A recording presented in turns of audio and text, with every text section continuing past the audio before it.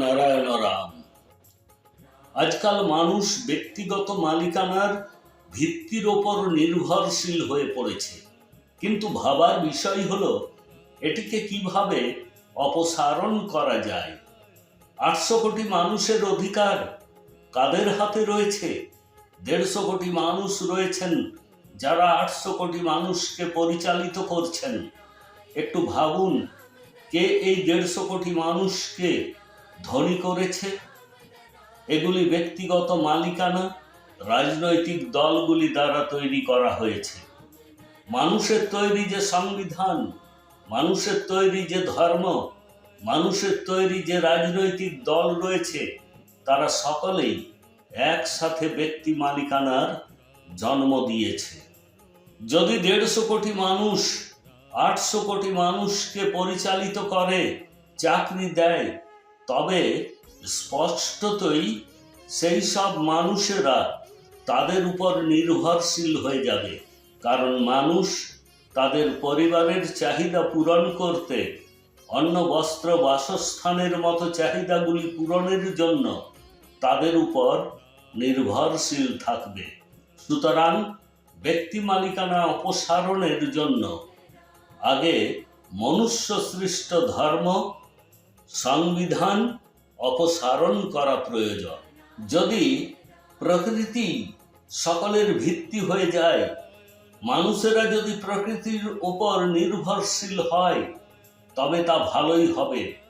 আপনি যে কোনো ক্ষেত্রে যদি দক্ষ হন, তা আপনি চিকিৎসক হন, ইঞ্জিনিয়ার হন বা অভিনেতা হন, আপনাকে সম্মান দেওয়া হবে। তবে সেই সম্মানের অন্যায় সুবিধা নেবেন না এবং ভাববেন না যে আপনি ব্যক্তি মালিকানার অধিকার পেয়েছেন। প্রতিটি ব্যক্তি তার নিজ নিজ ক্ষেত্রে পারদর্শী।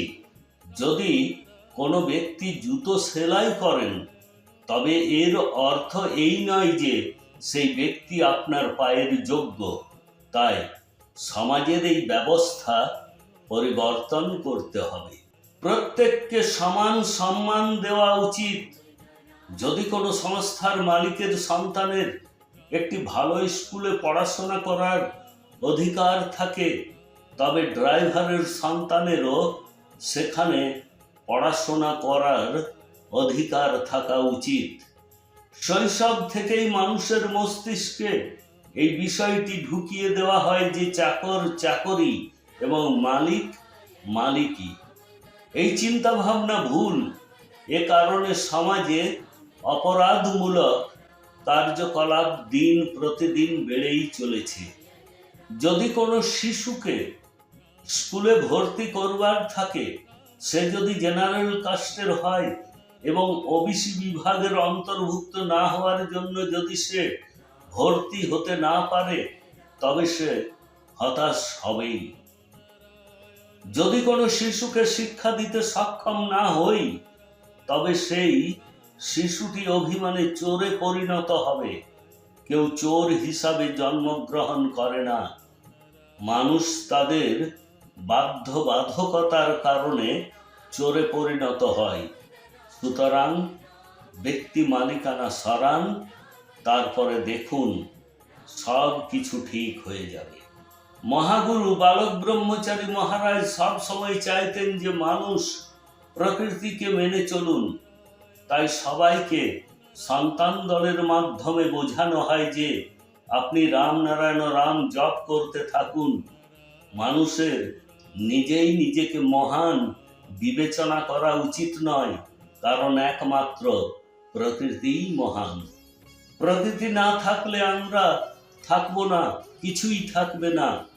যদি বায়ু কিছুক্ষণের জন্য থেমে যায়, তবে প্রত্যেকের শ্বাস বন্ধ হয়ে যাবে।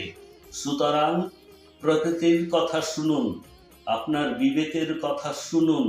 বিবেক সর্বদা আমাদেরকে সঠিক এবং ভুলের মধ্যে পার্থক্য জানায়। তবে এটি আমাদের উপর নির্ভর করে যে আমরা বিবেকের কথা শুনব কি শুনব না। রাম নারায়ণ রাম সমগ্র বিশ্ব ব্রহ্মাণ্ড জুড়ে রয়েছে। যিনি একবার রাম নারায়ণ রাম বলেছেন, তাহলে তিনি বিশ্ব ব্রহ্মাণ্ডকে স্মরণ করেছেন।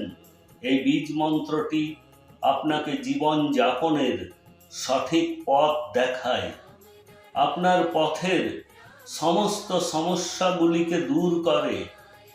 এই বীজ মন্ত্রের সাথে সংযোগ স্থাপনের মাধ্যমে এখনো পর্যন্ত বহু লক্ষ মানুষ নিজের জীবনে উন্নতি লাভ করেছেন। তাই আপনারা সকলেই যত শীঘ্র সম্ভব এই মন্ত্রের সাথে যুক্ত হন এবং জীবনকে সুখ স্বাচ্ছন্দ্যের দিকে এগিয়ে নিয়ে চলুন।